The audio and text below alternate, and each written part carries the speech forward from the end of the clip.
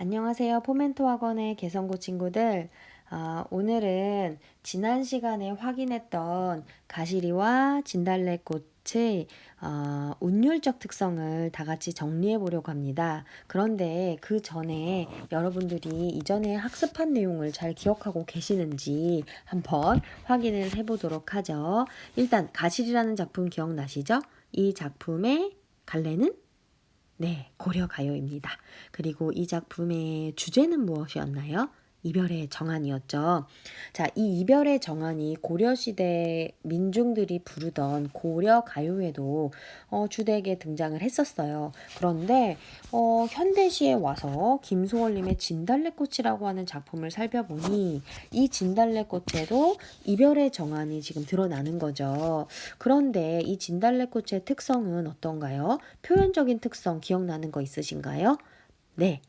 기억나면 아주 좋은 거 하나 있습니다. 네, 반어적인 표현이요. 임의 뜻을 따르겠다 그러고 나는 말없이 고이 보내드리우겠다라고 얘기했지만 사실은 그렇지 않다라는 자신의 속마음을 담고 있는 거죠.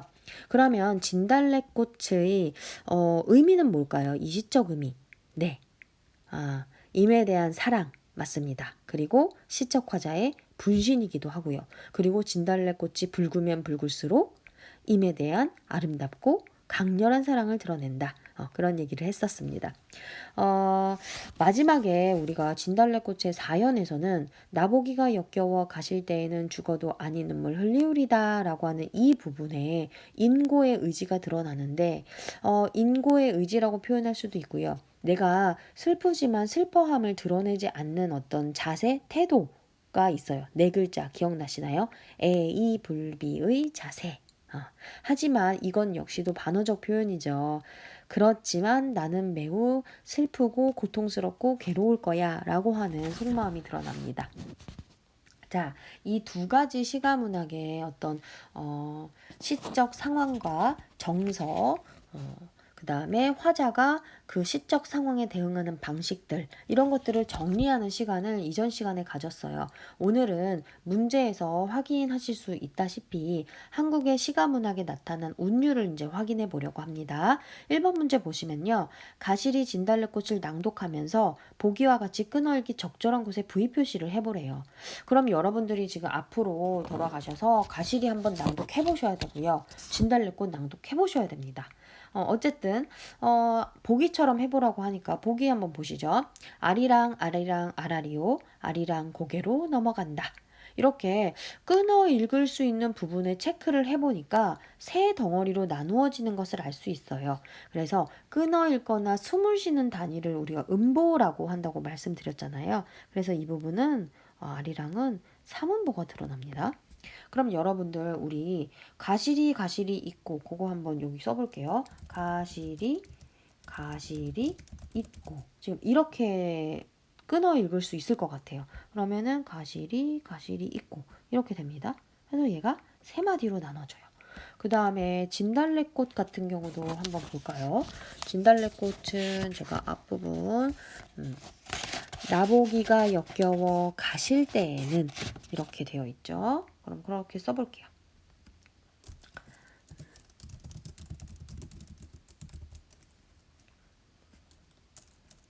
보시면 여기도 역시 나보기가 역겨워 그 다음에 제가 더 써야 되는데 가실 때에는 지금 이렇게 되어 있죠. 그러면 얘도 역시 이렇게 되겠죠. 그래서 얘도 세 덩어리로 나눠지고 있어요.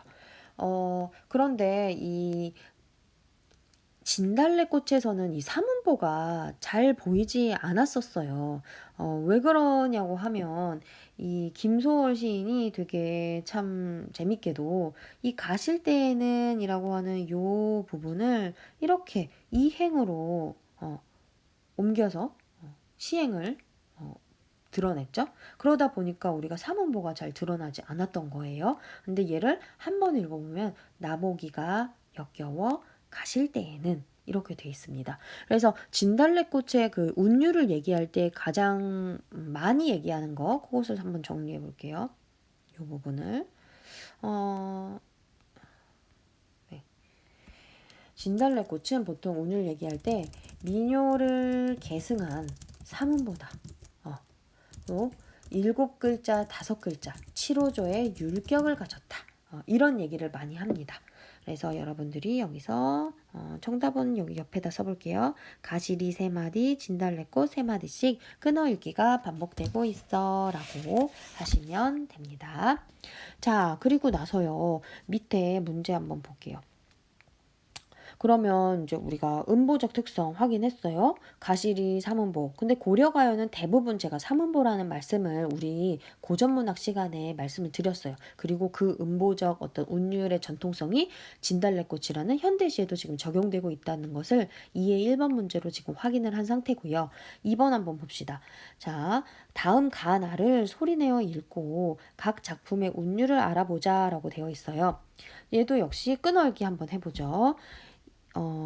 이화의 월백하고 은하니 삼경인제 일지춘심을 자규야 알야마는 다정도 병인양하여 잠 못 들어 하노라 라고 되어 있죠. 이 시조 같은 경우는 끊어읽기를 했을 때 네 덩어리로 나눠지니까 우리가 사음보라는 걸 알 수 있습니다. 자, 두 번째 나 한번 보죠.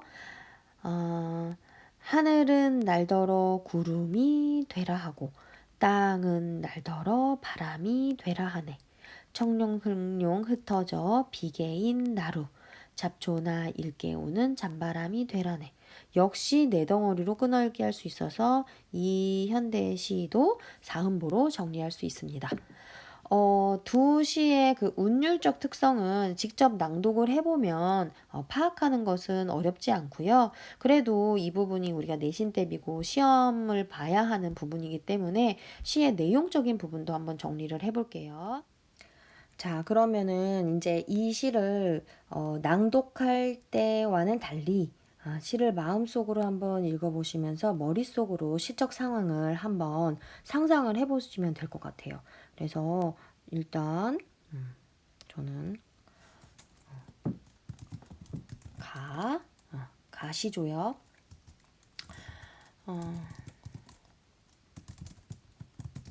지금 여기 화자는요. 무엇에 대해서 지금 노래를 하고 있어요? 다시 한번 보니까. 그쵸. 제가 질문을 던져볼게요. 구체적이지 않으면. 계절적 배경이 지금 어떻게 되죠? 봄이죠, 봄. 일지춘심이라고 하는 요 춘심 때문에 우리가 봄이라는 걸 알 수 있어요. 그 다음에 또 은한이라는 거 은하수고 밤이잖아요. 또 삼경 지금 구체적으로 나왔죠. 왼쪽 어휘풀이에 밤 11시에서 새벽 1시 사이라는 겁니다. 그렇게 되면은 지금 시간적 배경은 밤이고요. 깊은 밤. 자, 그러면은 다시 한번 요 옆에다가 정리를 해보죠. 화자는 봄밤에 대해서 지금 노래를 하고 있어요. 그런데 이 봄밤을 지금 형상화한 것들을 지금 자세히 보니까 지금 이화, 월백하다 그랬어요. 깜깜하고 깊은 밤에 하얀 백꽃이 폈고요. 또 달이 하얗게 있어요. 그 다음에 은하수 역시 하얗잖아요. 그쵸? 그래서 여기서는 이제 봄밤을 시각적 이미지로 많이 그려놨습니다. 그려놨어요. 그런 걸 좀 머릿속으로 그려 놓으시면 돼요. 그리고 나서 이 화자가 또 봄밤을 어떻게 만들어냈는지 한번 더 보죠. 보시게 되면은 일지춘심 내가 이 깊은 봄밤에 나의 이 봄을 향한 이 뜨거운 마음이 자규라고 하는데 이거는 거의 고전문학에서 외우셔야 된다라고 제가 얘기를 해드렸어요. 이 자규는 한의 상징인 거죠. 애상적 정서의 상징입니다. 그러니까 나의 이 한 가지의 이 뜨거운 봄에 대한 마음 너는 알야마는 그런데 이 깊은 감정 때문에 나는 다정도 병인양하여 잠이 안 와라고 얘기하는 겁니다. 그래서 여기 지금 봄밤을 그려넣었는데 시각적 이미지뿐만 아니고 지금 자규라고 했어요. 자규라고 하는 두견새, 한의 상징. 그러니까 새가 울었겠죠. 수쩍수쩍하고 울었겠죠. 그래서 여기는 지금 청각적 이미지를 드러냈습니다. 그러니까 봄밤에 대해서 지금 시각적 하얀 것과 그 다음에 자규 청각적 이미지 두 가지를 가지고 그려냈어요.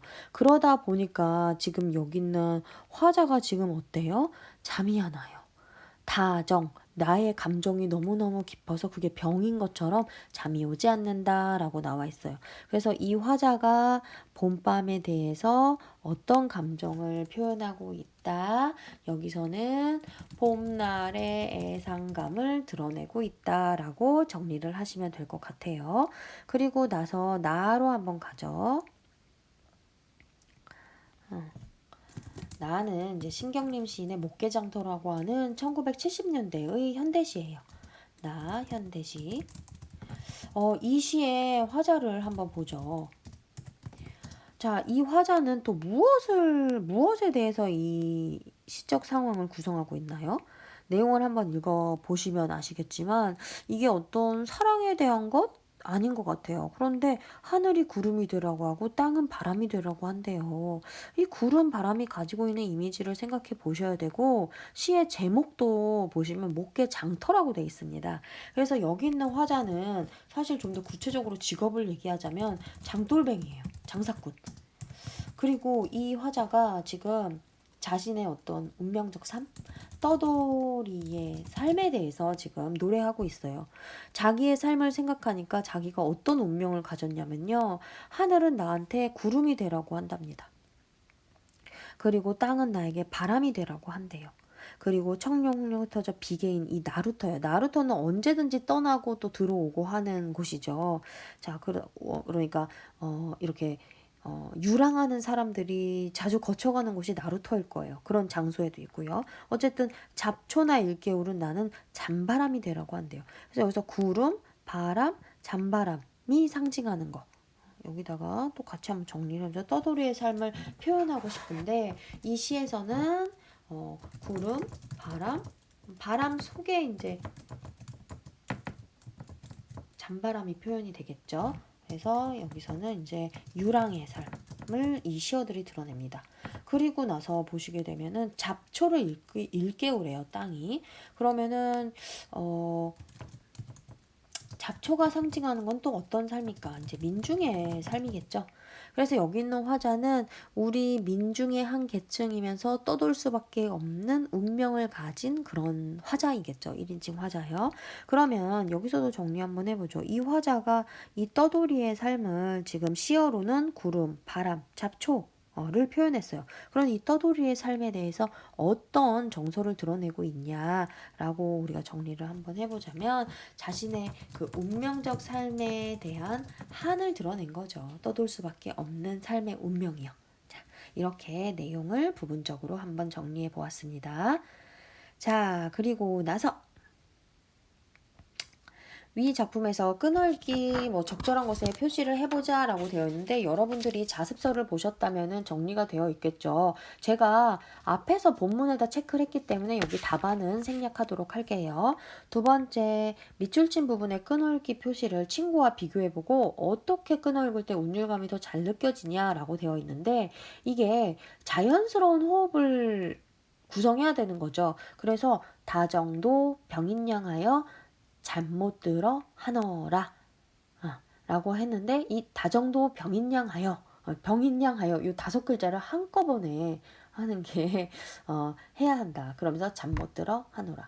그걸 한번 정리해보죠. 다시 해볼게요. 제가 말이 다정도 병인양하여 잠 못 들어 하노라 라고 되어 있는데 이 부분의 끊어읽기를 어떻게 하냐면 다정도 병인양하여 잠 못 들어 하노라. 이게 자연스럽다. 자, 그 다음 부분도 제가 역시 써볼게요. 쓰고 나서 음보를 한번 나눠보죠. 잡초나 일깨우는 잔바람이 되라네 라고 되어 있는데 이거는 시에 표현된 그대로 잡초나 일깨우는 잔바람이 되라네 라고 읽는 것이 자연스럽다. 자연스럽기도 하고 그 의미가 이해가 더 잘 된다 라고 정리하시면 될 것 같아요. 그럼 3번. 한국 시가문학에는 왜 일정한 마디로 끊어읽기를 반복하는 작품이 많은지 자유롭게 이야기해보자 라고 되어 있어요. 우리가 말씀드렸지만 현대에서 시는 이제 보는 거죠. 보면서 내가 마음속으로 읽어보면서 나의 머릿속으로 상상을 하는. 그런데 예전에 시가, 노래가가 붙었죠. 얘는 직접 노래를 불러야 합니다. 그래서 여러분들의 예시 답안에도 적어져 있겠지만 시가 문학이 노래로 불렸기 때문에 작품에 따라 특정한 박자가 있고 그래서 일정한 마디로 끊어 읽기를 반복했을 것이다 라고 추정할 수 있는 거죠. 그래서 이 부분에선 여기입니다. 시가 문학이 노래로 불렸다는 것. 자, 그리고 나서 이제 알아두기 부분에서 우리가 함께 봐야 될 부분 체크를 한번 해볼게요. 운율은 시의 음악성을 부여해주는 요소로서 말소리나 어구, 음보, 글자수 등의 반복을 통해 형성된다. 그래서 운율이라는 단어 기억해 놓으시고요. 이 운율을 형성할 때는 말소리부터 글자수 등의 반복 이라는 거 기억하시고 우리 시가 문학의 전통적인 운율 가운데 하나인 음보율은 시를 끊어 읽는 단위인 음보를 바탕으로 합니다. 그리고 3음보와 4음보율이 대표적이고요. 3음보는 고려시가에서 확인을 했고 가시리에서 4음보 같은 경우는 방금 앞에서 봤던 고려 말의 시조 2조년의 시조에서도 확인을 했습니다. 그리고 3보와 4음보는 그 현대시 진달래꽃과 그 다음에 목계장터에도 이어지는 걸로 봐서 이 3음보율과 4음보율이 대표적으로 우리나라 시가문학의 전통적인 운율이 된 거죠. 현대시에도 음보율이 개성되기도 나타나기도 하고 우리는 그걸 확인까지 했어요. 자, 그러면 우리가 지금 가시리에서 가시리와 진달래꽃을 통해서 확인할 수 있었던 교과서 문제들을 지금 정리를 해보았습니다. 이제는 두 번째 소단원이죠. 상충곡하고 울타리 받기 이제 설정이 되어 있는데 저희는 오늘 아마도 상충곡 하나 정도 확인을 하게 될 것 같아요. 일단 학습 목표 한번 확인해 보죠. 문학사의 흐름을 고려해서 상중곡과 울타리 밖을 감상할 수 있다. 그래서 감상하시면 됩니다. 그리고 제가 문학사의 흐름에 대해서도 얘기를 해드릴게요. 두 번째, 상중곡과 울타리 밖에 나타난 한국 문학의 고유한 특성이요. 이것도 역시 문제를 통해서 저희가 정답 정리하고 우리가 외워야 될 부분 확인시켜 드릴게요. 자, 앞에 소단원 열기는 생략하고요. 다음 바로 본문으로 가보죠. 여러분들이 이제 가사문학은 아직 저랑 들어가질 않았어요. 고전문학 시간에 이제 시조를 거의 다 마무리하고 있었고 그 다음에 여러분들과 이제 시조를 끝내고 나면 가사를 같이 한번 정리를 할 시간을 가지려고 했는데 이제 안타깝게도 상황이 이렇게 된 거죠. 그래서 상충곡 지금 들어가기 전에 이제 가사문학에 관련한 개관을 한번 정리를 한번 해보도록 하겠습니다. 여러분들이 이제 정리하실 수 있는 공간에다가 필기를 하시면 돼요. 일단 이제 가사 문학에 관련한 것들 여러분들이 이제 좀 아시면 좋을 만한 것들을 정리를 해볼게요. 첫 번째, 이 가사 문학은요 고려 말에서 조선 초에 걸쳐 발생했어요. 발생을 한 것이고 나중에 이제 가사 문학은 오히려 시조 문학보다 더 많이 나타나죠. 이제 조선 후기로 가면 갈수록. 그 다음에 두 번째요. 사음보 율격의 장편 연속체다라는 말도 쓰고요. 3, 4조, 세 글자, 네 글자의 사음보 연속체다라는 형식적인 특성을 갖고 있어요. 그래서 이 부분을 보시게 되면 사음보 율격이라는 것을 통해서 우리가 확인할 수 있는 것이 뭐냐면 이 사음보 율격을 가졌기 때문에 얘는 형식적으로는 운문이에요. 운율이 있는 글인 거죠. 그런데 이게 연속체이기 때문에 되게 많은 내용을 담을 수 있어요. 그래서 가사문학 전반을 살펴보시게 되면은 이게 뭐야? 이야기야? 노래야? 뭐 이런 느낌을 좀 갖게 되거든요. 그래서 이어서 지금 정리를 해보면 가사문학의 특성이 서정성이에요. 자신의 감정을 펼쳐내는 서정성도 갖고 있는데 이게 연속적으로 많은 내용을 담을 수 있다 보니까 어떤 작품에서는 서사성, 이야기 구조가 드러나기도 합니다. 그리고 또 이제 가사문학의 이제 여러 작품들을 살펴보면 교술성도 가지고 있어요. 누군가를 가르치기 위한 교훈적인 내용도 갖고 있습니다. 그래서 가사문학이 갈래상으로 되게 온문과 산문을 걸치고 있는 그런 특성을 가지고 있어요. 세 번째, 가사문학의 향유층이죠. 원래는 당연히 사대부 계층이었겠죠. 그런데 이 사대부 계층에다가 장르가 워낙 이 개방성을 갖고 있는 거죠. 그러다 보니까 양반가의 부녀자들도 많이 썼고요. 또 승려들도 많이 썼고 중인과 서민까지도 참여를 하게 됩니다. 점점점 확대되는 거죠. 시간이 가면 갈수록. 그 다음에 네 번째 특성은 요 밑에다 쓸게요. 네 번째 특성은 내용적인 건데 이 내용은 조선 전기 가사하고 조선 후기 가사가 좀 나눠져요. 그래서 조선 전기 가사를 밑에다 쓰는 게 낫겠죠?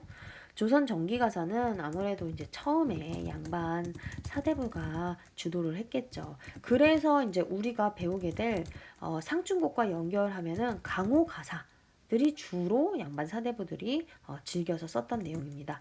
강호 가사들은요, 자연에 묻혀서 심성을 수련하는 내용을 담고 있고요. 이면적으로는 어떻게 보면 내가 자연에 묻힐 수밖에 없는 상황도 돼요.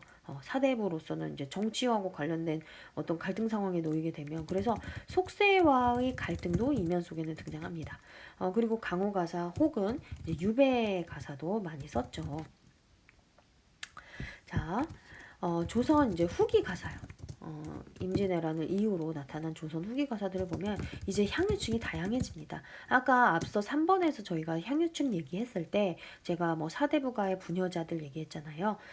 그 부녀자들이 많이 썼던 것들이 이제 규방 가사라고 우리가 이제 묶어서 얘기를 하죠. 또 승려들 같은 경우는 종교 가사를 썼습니다. 그 다음에 중인이나 혹은 서민들은요, 더 다양한 내용들을 많이 담았어요.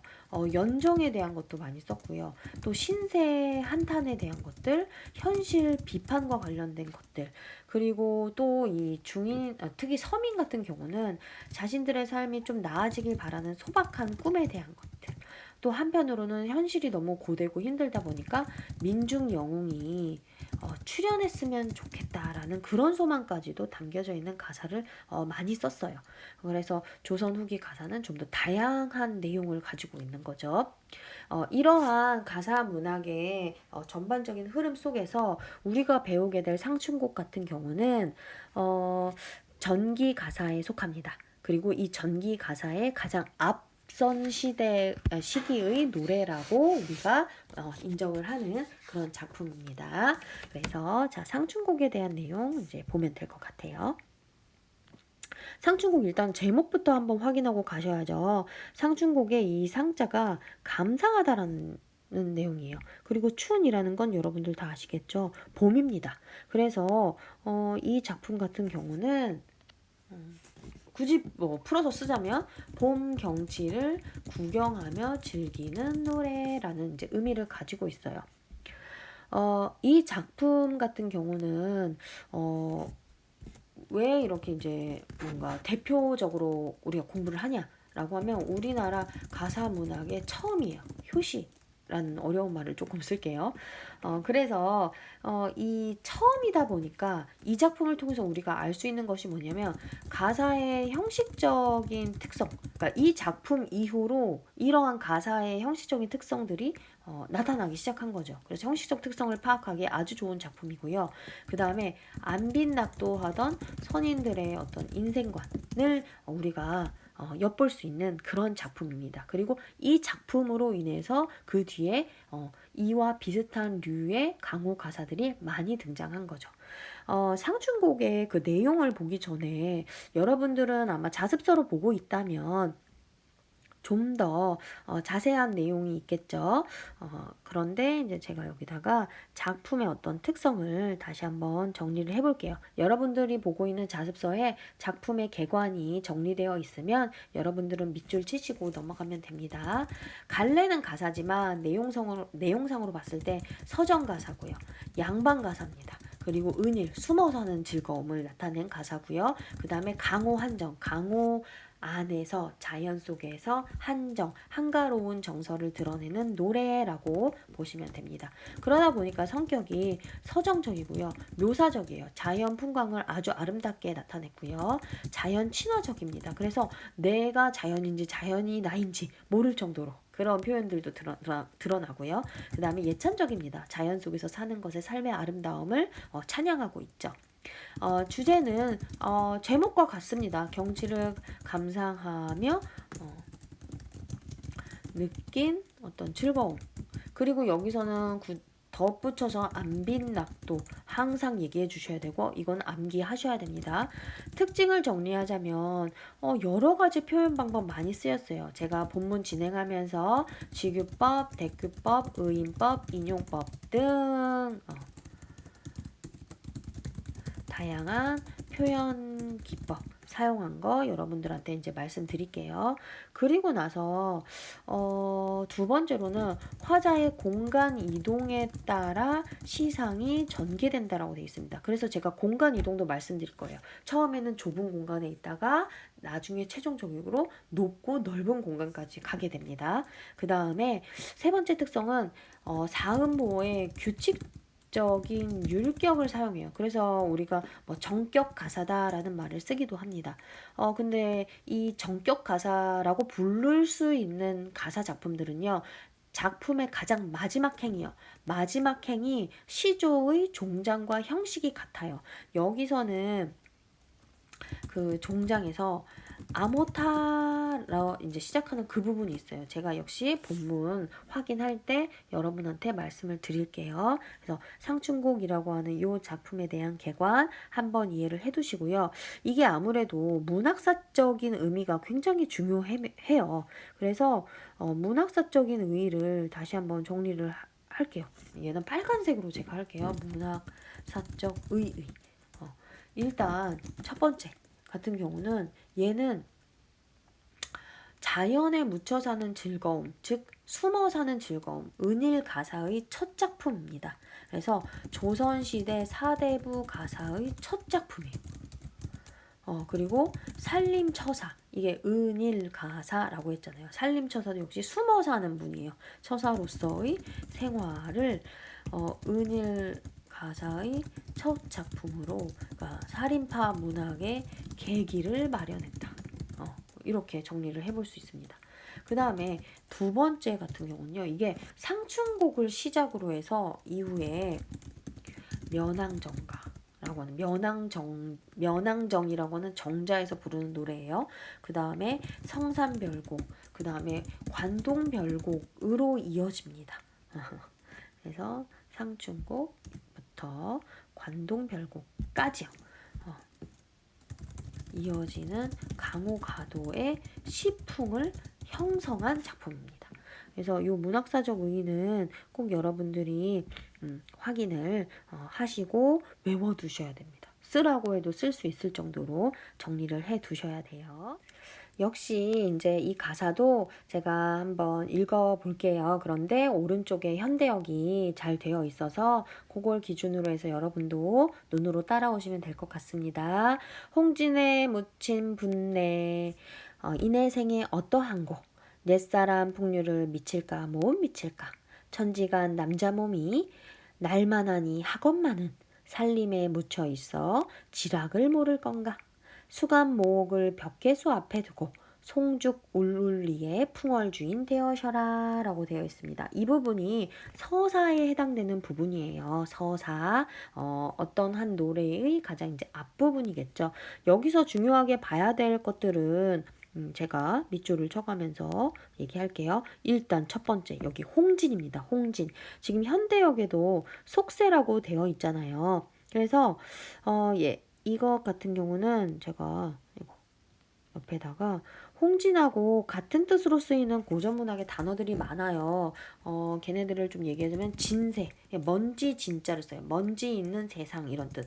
풍진 역시 바람이랑 먼지 진자를 쓰는 거죠. 그래서 이런 단어들이 나오면은 고전문학에서는 속세를 나타냅니다. 어쨌든 속세에 묻힌 사람들아 이내 생에 어떠한가 내 생활 어때? 뭐 얘기하는 거죠. 옛사람의 풍류 미칠까 못 미칠까 라고 되어 있죠. 옛날 사람들의 풍류를 생각했을 때 나의 삶이 거기에 미칠까 안 미칠까 라고 지금 여기서는 일부러 까까 하고 물어봤죠. 서리법 사용되고 있어요. 그래서 여러분들 여기다가 서리법 사용하고 있어요. 그런데 이 서리법 부분 보면요. 미칠까 못 미칠까 궁금해하는 게 아니죠. 여기서 궁금해하는 게 아니고 자신의 자부심입니다. 나 옛날 사람들의 풍류랑 비교해도 나의 지금 이 생활의 풍류 부족함이 없어. 더하면 더했지 난 너무 행복해. 이렇게 말하는 자부심이 담겨 있는 부분이에요. 그 다음 천지가 하늘과 땅 사이에 남자 몸이 나만하니 많다. 지금 여기서도 제가 좀 이 세상에 남자 몸, 즉, 이 부분요. 나 같은 사람이 많다라는 거죠. 세상 남자들 중에 처지가 비슷한 사람이 많다.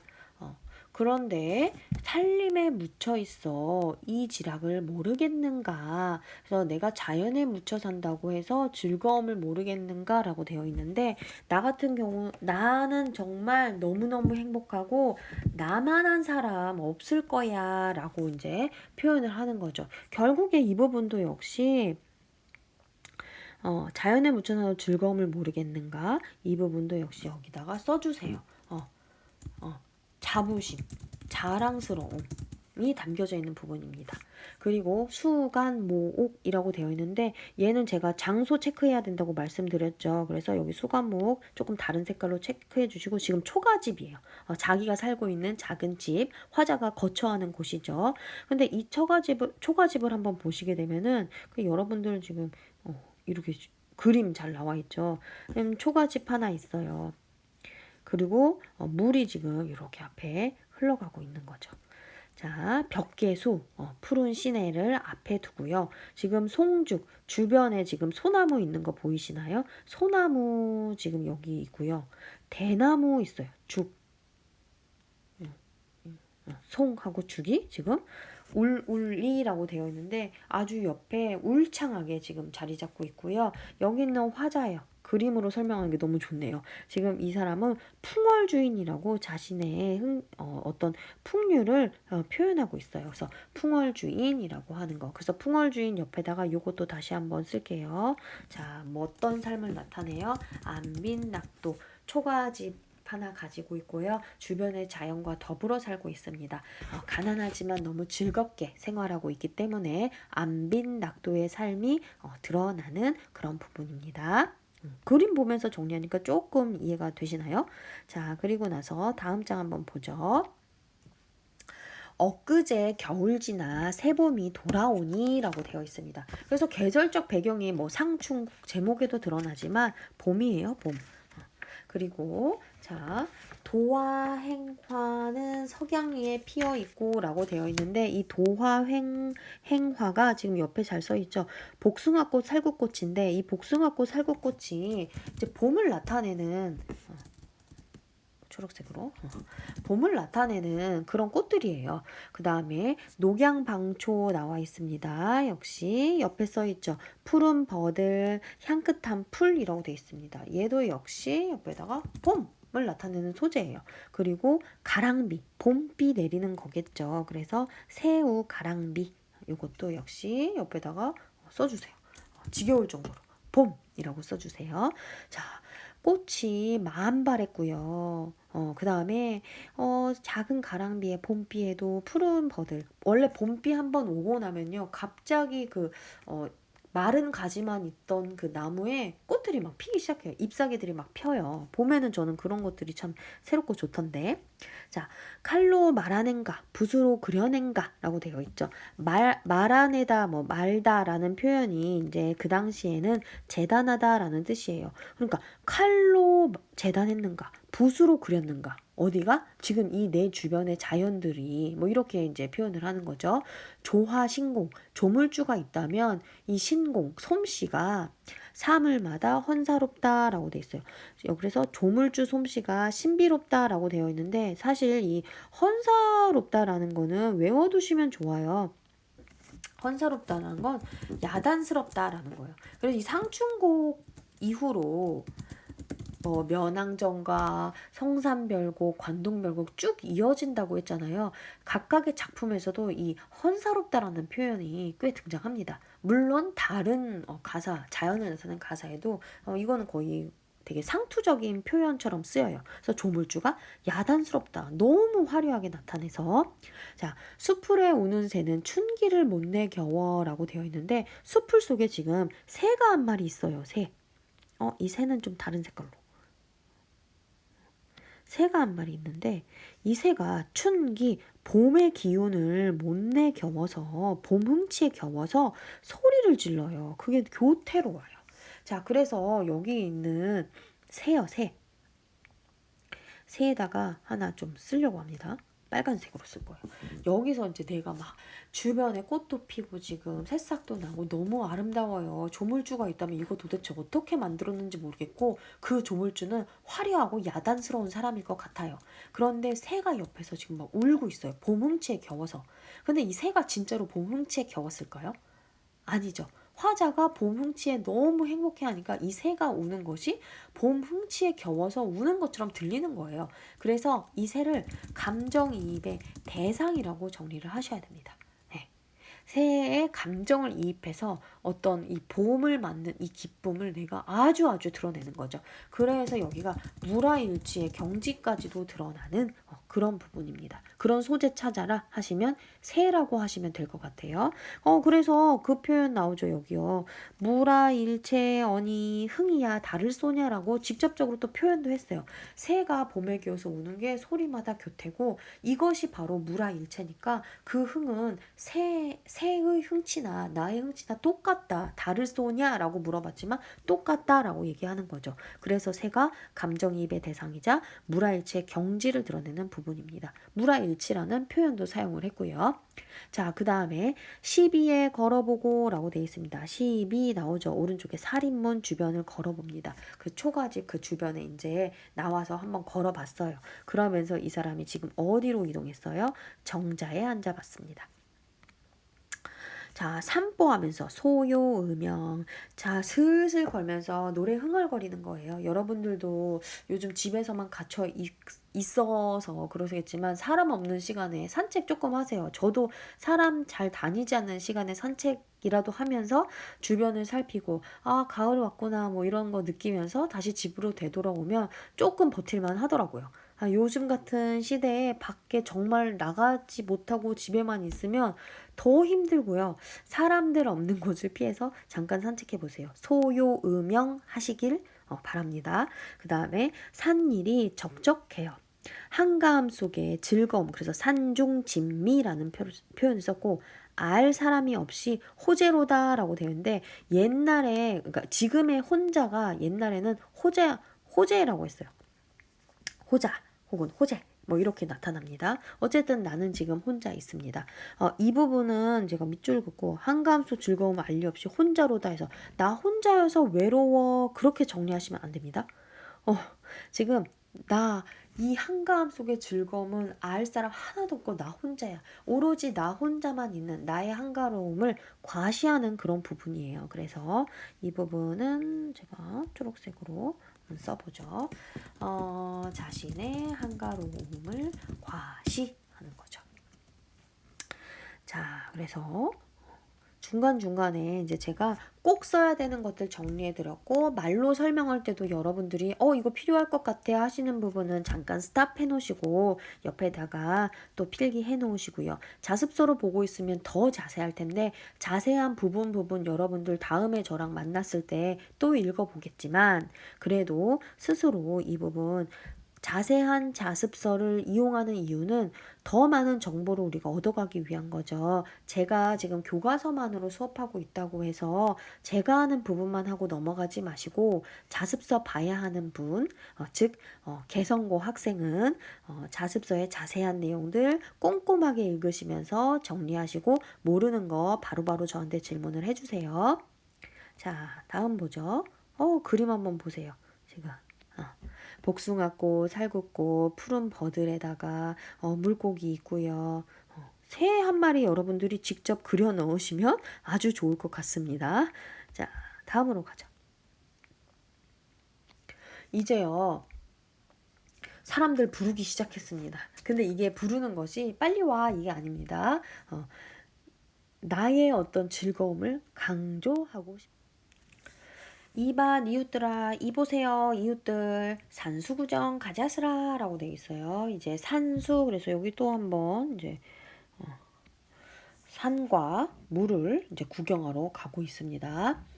이 부분에 여러분들이 하나 좀 기억하시고 이제 써 둬야 될 것이 이제 공간의 이동과 확장이 이제 드러나는 것이 이제 시작되는 이제 부분이에요. 답청이라는 건데 봄에 난 풀을 밟고 그 노는 풍속이 있었어요. 그 답청. 답청이라는 거는 오늘 하고 지금 욕기라는 거. 그러니까 물에 몸 담그고 뭐 하는 거죠. 그래서 이 답청하고 욕기 하는 거는 내일 하자. 그러니까 오늘 해야 될 일이 있고 내일 해야 될 일이 있고 이 사람은 굉장히 바빠요. 자, 얼마나 바쁜지 이제 또 나와요. 아침에 나물 캐고 저녁에 낚시하세. 그러니까 오늘 할 일 있고 내일 할 일 있고 그 오늘 중에서도 아침에 해야 될 일 있고 저녁에 해야 될 일이 있고요. 그래서 이 사람이 하고 있는 일들 보세요. 뭐 답청, 욕기, 그다음에 채산, 조수, 낚시합니다. 그리고 나서 이제 이 사람이 어떤 흥취를 보이냐면요. 이게 여러분들이 뭐 이런 거를 공감하실 수 있을지는 잘 모르겠지만 공감하시면 안 돼요. 그 좋은 곳에 가서 또 맛있는 거 먹고 싶잖아요. 또 그리고 어른들은 맛있는 거 먹으면 술 한잔 하고 싶은 거죠. 그래서 이분이 즐기고 있는 이 상황 한번 보세요. 갓 괴어 익은 술을 갈건으로 밭아 놓고 곤나무 가지 걷고 수 놓고 먹으리라 라고 돼 있어요. 이제 갓 괴어 익은 술 이러는데 갓 익은 술이요. 이제 술 어떤 발효시켜 놓고 그게 잘 익었어요. 그리고 나서 갈건 이제 그 뭐지 칡으로 짠 수건 배 그것을 이제 걸르겠죠. 지금처럼 이렇게 술이 마트에서 이렇게 멋있게 파는 게 아니잖아요. 예쁘게 파는 게 아니고 이제 집에서 담아서 그걸 다 걸러가지고 이제 불순물은 빼고 맑은 것만 이제 먹게 되잖아요. 그래서 그것을 걸러놓고 꽃나무 가지 꺾어서 잔수 세며 먹으리라라고 되어 있는데 지금 이 부분 있잖아요. 그 뭐지? 이거는 나중에 이제 정철의 관동별곡을 쓴 정철의 그 장진주사라고 하는 사설시조가 있는데 거기에도 드러나는 부분이에요. 술 한 잔 먹고 내가 한 잔 먹었으니까 꽃 옆에 한 송이 놔두고 또 한 잔 먹으면 꽃 한 송이 딱 놔두고 그래서 이제 내가 나중에 술을 많이 먹으면 뭐예요? 내 주변에 꽃이 한가득이 있는 거예요. 그러니까 이게 취흥을 나타내는 그런 어떤 부분이에요. 그래서 요 부분 꽃나무 가지 꺾고 수 놓고 먹으리라. 그래서 거기다가 이제 한번 필기를 좀 해드릴까요? 이 부분이 그 흥취를 나타내는 부분. 그 다음에 그 갈건으로 이제 술 이제 걸러내는 그 부분. 이제 소탈한 성격을 드러내는 부분이다. 뭐 이렇게도 얘기합니다. 그 다음에 화풍이 건득 불어요. 그래서 화풍, 화창한 바람이 살짝 불어가지고요. 녹수를 건너옵니다. 그래서 여기 녹수 체크 한번 할게요.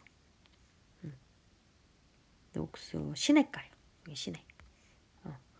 바람이 시냇물을 탁 건너서 와요. 그랬더니 청향, 맑은 향은 잔해지고 낙콩, 붉은 꽃잎은 옷에 진다라고 되어 있어요.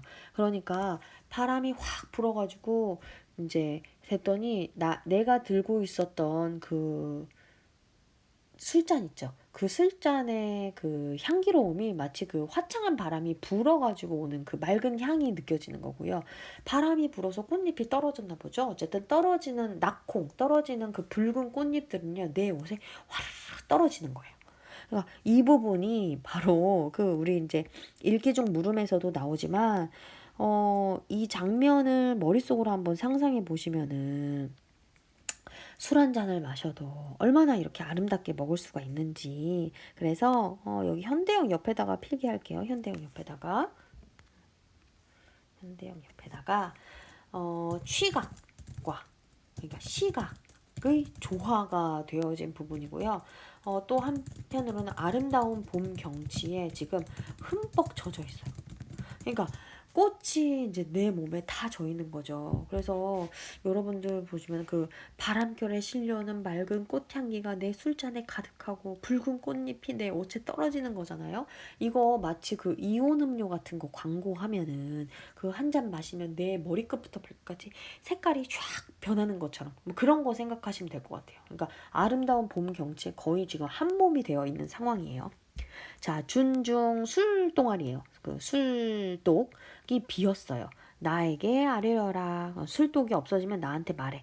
소동 아해다려. 아이한테 술집에서 술 받아오라고 해서 어른은 막대 잡고 아이는 술을 메고 흥을 이제 미음 완보 흥얼흥얼 하면서 천천히 걷는 거죠. 시냇가에 호자 있죠. 혼자 앉아서 명사 맑은 모래예요. 좋은 물에 깨끗한 물에 잔 씌어 부어 들고 잔을 씻어서 부어 들고서 맑은 물을 굽어봅니다. 청류를 굽어보니 떠오는 게 도화예요. 얘 도화는 조금 기억하셔야 돼서 다른 색깔로 체크할게요. 이 도화가 우리 고전 문학에서 자주 등장하고 이 자연 경치의 아름다움을 나타낼 때 도화 나오는 순간 무릉도원 같이 나와줘야 됩니다. 그래서 다음 줄에도 있죠. 무릉이 가깝다, 여긴가라는 표현이 있어요. 그래서 도교적인 색채가 좀 드러나기도 하는데, 어쨌든 그 당시에 유학자들이 쓴 이런 문학 작품 속에도 이 복숭아꽃, 무릉도원, 그리고 내가 상상할 수 있는 자연의 가장 아름다운 어떤 경치, 이런 거를 나타내고 싶을 때 도화를 많이 사용합니다. 어쨌든 여기가 이제 무릉도원이 아주 가까이 있는 그곳인 것 같아요. 그러면서 이 사람이 또 어디로 갑니까? 저 메이라고 되어 있는데 우리 이제 현대에 보면은 들이라고 이제 되어 있죠.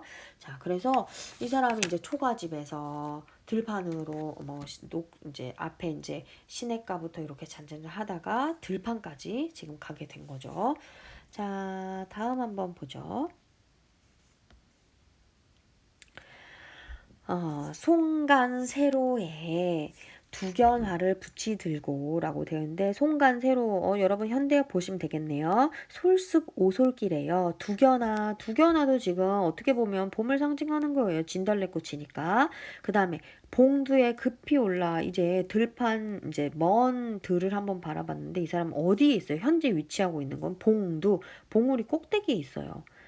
그래서 봉두 급히 올라서 구름 속에 이제 앉아 있어요. 천촌말락 수많은 집들이 곳곳이 버려져 있네. 아주 그냥 너무 많은 집들이 가득 차 있는 거예요.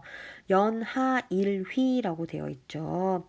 이게 그 뭐랄까 안개 그러니까 안개하고 이제 노을, 이게 또 이제 일휘는 금수, 그래서 비단을 펼쳐놓은 것처럼 지금 되어 있어요. 그러니까 높은 곳에 앉아서 먼 곳을 바라보니까 이 아름다운 경치들, 안개와 노을이 그 빛나는 어떤 햇살들, 이 모든 것들이 금수, 비단을 펼친 것처럼 아름답다, 이렇게 얘기하고 있고요.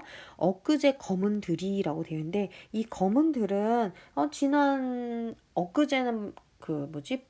겨울이라고 이제 표현을 했었잖아요, 앞에서. 그러니까 검은들은 이제 봄이 오기 직전 겨울의 들판이었어요. 그리고 지금 봄빛이 유여할사, 넘치고 넘친다, 이렇게 표현하시면 생각하시면 됩니다. 그리고 이 사람이 이렇게 말합니다. 이제 여기서부터가 결사 부분이에요. 여기까지 결사. 구분을 굳이 조금 더 하자면 여기까지.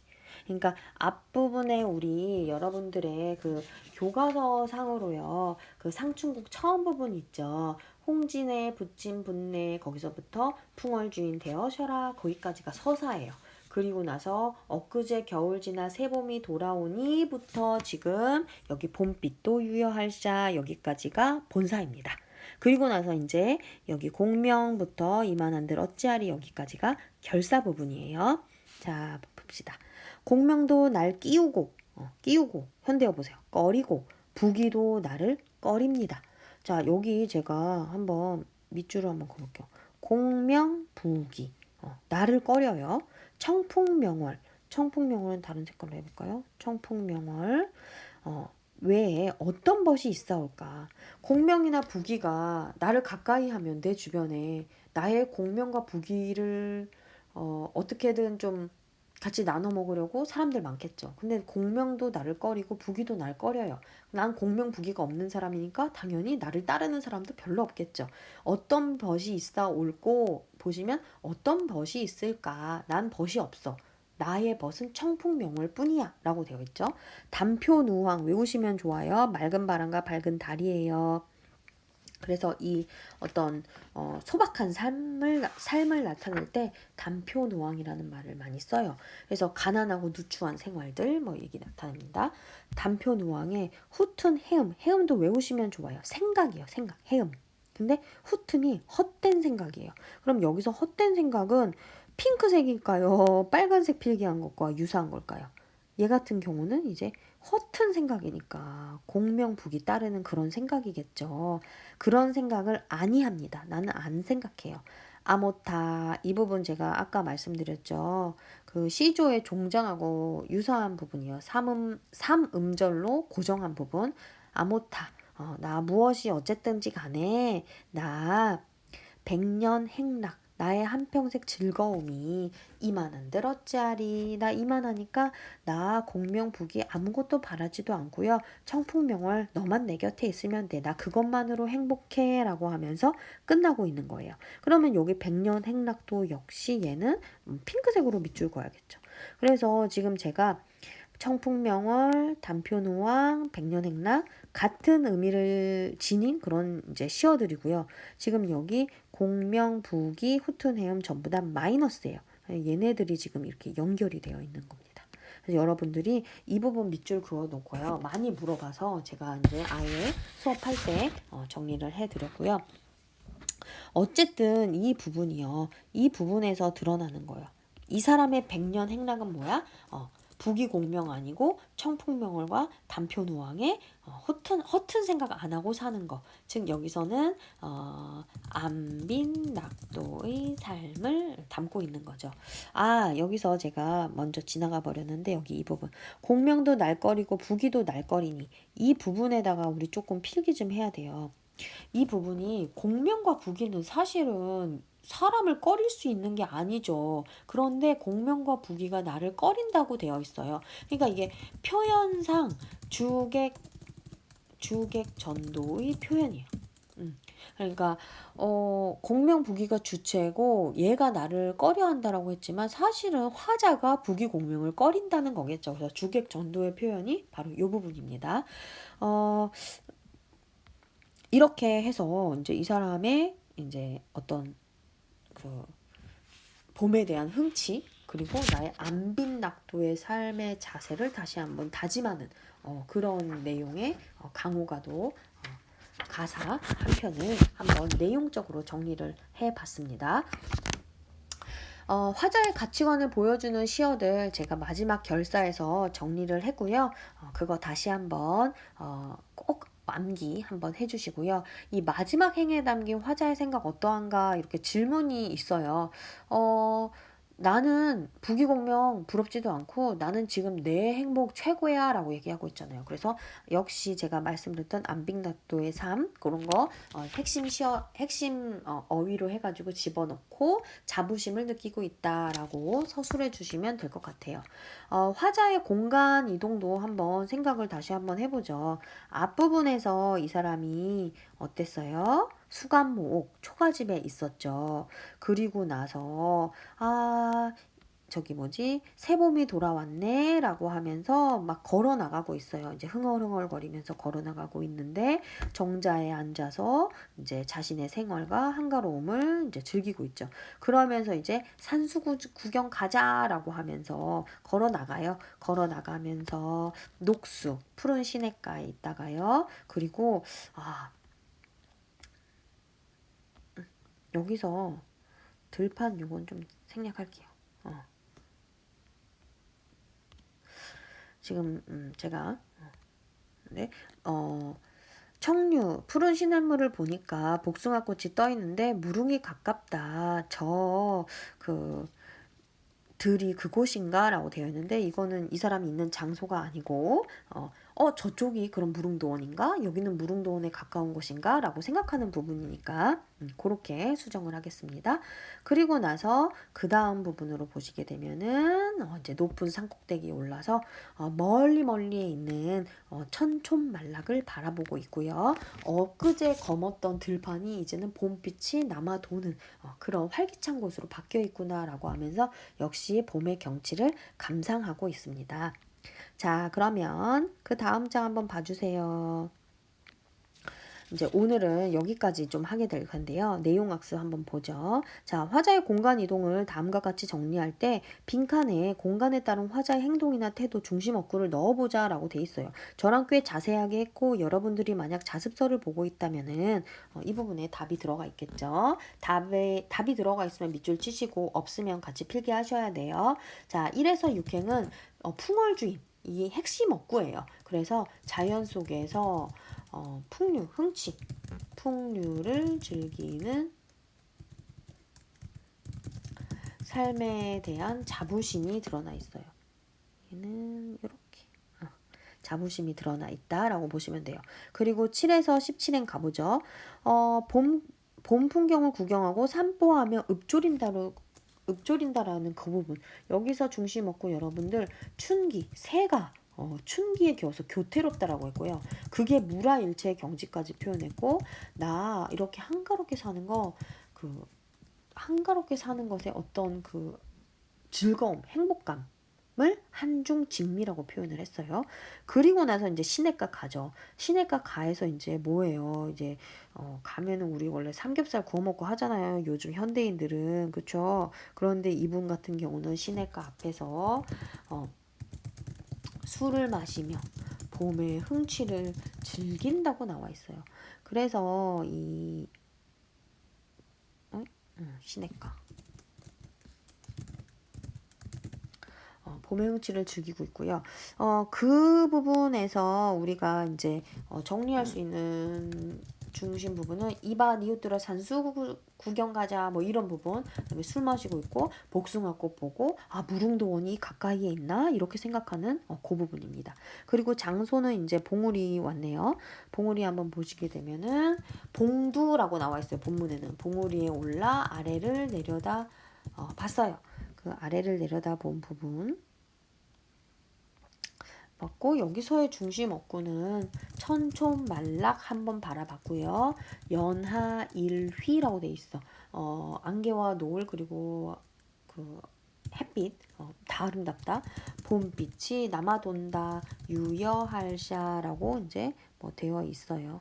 그래서 그런 것들 같이 정리해 주시면 될 것 같아요. 그 다음에 마지막 결사 부분이죠. 결사 부분에서는 자연과 벗하며 내가 이제 나 친구 아무도 없어. 그렇지만 내 주변에 청풍명월이 너 하나 있으면 돼 라고 했잖아요. 벗하며 안빈 낙도 이게 내 삶의 즐거움이야 라고 표현을 했으니까 그것을 표현하고 있고 여기서는 청풍명월 써줘야 되고 단표누항 이렇게 얘기하셔야 됩니다. 여기서 추가적으로 우리가 더 체크할 거는 여기 초가집에서 시냇가로 왔다가 봉우리로 가고 있고요. 그리고 이 초가집 옆에다가도 제가 필기를 조금 하나 더 할게요. 초가집에서는 좁고 낮은 공간이었죠. 그리고 나서 점점 공간 이동을 해서 확장이 되다가 이 봉우리에 올라서서는 넓고 높은 공간으로 이제 오게 됩니다. 그래서 공간의 이동과 확장에 따라서 시상이 전개된다라고 하는 그 말을 이 그 표를 통해서 이해하시면 아주 좋을 것 같아요. 자, 다음이요. 자, 다음과 같이 화자의 인생관을 파악해 보자라고 돼 있어. 속세 사람들과 화자. 처한 상황. 화자는 살림에 묻혀 있고요. 우리 이 속세 사람들이 처한 상황은 뭐라고 적어? 홍진에 묻힌 분내라고 돼 있어. 그래서 홍진에 묻혀 있다. 너네 그 붉은 먼지에 쌓여 있는 것과 마찬가지야. 뭐 이렇게 정리하실 수 있고요. 가치 있게 여겨요. 이 사람들은 속세 사람들 공명과 북입니다. 그런데 이 화자가 가치 있게 여기는 것들을 외우셔야 돼요. 이거 풍류 그리고 한중진미 청풍명월. 그래서 화자의 인생관 그래서 여기다 정리를 할게요. 자연 친화적인 소박한 삶을 추구함. 여기에 덧붙여서 안빈낙도의 삶. 여기까지도 얘기해주면은 너무 좋을 것 같아요. 자, 제가 여러분들과 대면 수업을 하게 될 때 이 부분 다시 한번 정리할 거고요. 지금 수업한 것보다 더 자세한 얘기를 하게 될 겁니다. 그리고 제가 늘 언제나 내신 대비 기간에 여러분들한테는 학습 활동 싹 지워놓고 외워서 써봐 하는 거 할 거고요. 그 다음에 문제, 두꺼운 문제 다 인쇄해가지고 여러분들한테 줄 거예요. 그렇기 때문에 지금 이렇게 원격 수업으로 진행하는 거는 정말 필수적인 것만 하고 있어요. 이 필수적인 거 지금 이 시간대에 여러분들이 암기해놓고 내 것으로 만들어 놓으셔야 저를 만났을 때 그게 살이 붙어서 여러분들의 실력과 점수로 이어질 수 있다는 거 꼭 기억하시고, 우리 삼각상고나 창문여고 같은 경우가 지금 이 수업을 같이 듣고 있는데 이번 주까지만 이렇게 진행이 될 것 같고요. 여러분들의 학교가 이제 내신 교과서 부분이 진행이 되면 그 부분에 맞춰서 역시 제가 수업을 진행할 겁니다. 어쨌든 긴 시간 동안 여러분들이 익숙하지 않은 그런 작품을 저와 함께 읽어보았는데요. 어, 여러분들이 뭐 이것을 통해서 문제 많이 맞추는 것도 참 중요하지만, 우리의 선인들, 우리의 선조들은 이렇게 봄날을 이렇게 즐겼구나. 그리고 즐길 때 감정을 우리처럼 멋있다, 짱 멋있어, 뭐 이런 게 아니죠. 여러 가지 표현들을 통해서 나타냈어요. 그래서 그들의 삶을 상상해 보시고 같이 공감해 보시고 우리에게도 빨리 이 시련의 시간이 지나서 봄이 오기를 한번 기대해 봅니다. 여러분들 고생 많으셨어요.